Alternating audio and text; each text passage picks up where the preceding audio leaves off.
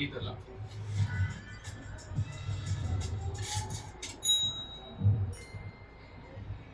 Pagkalis sa stopover, nagkaroon na tayo ng clear na view ng kalsada dahil umaga na.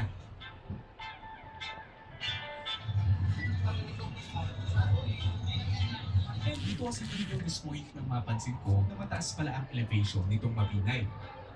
Now medyo na-excite ako dahil at some point meron tayong dadaanan na may magandang view. Plus 36 hours na rin tayo nagbabiyahe na madilim ang daan, kaya naman hindi natin papalampasin to. Pero hindi naging smooth sailing agad ang lahat dahil sa isang nakasabay natin sa daan.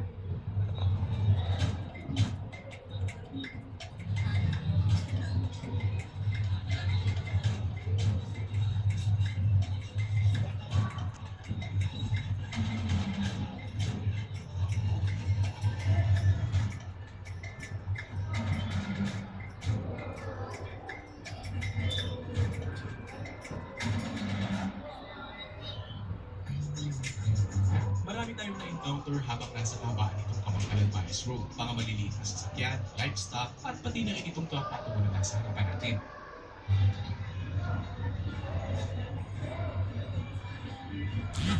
Pero out of all those things, ito yung isang bagay na hindi ko in-expect.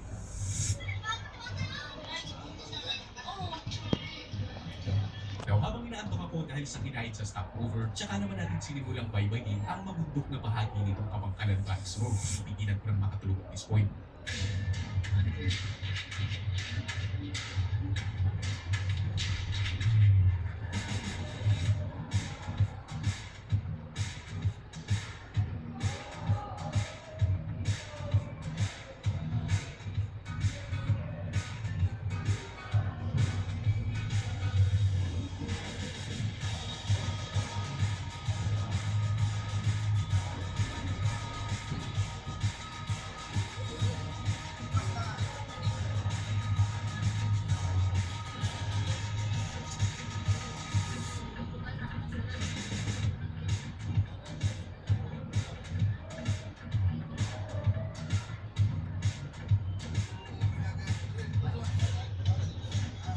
And after 30 minutes sa zigzag road ito, nadaanan natin ang isang spot overlooking Maris City.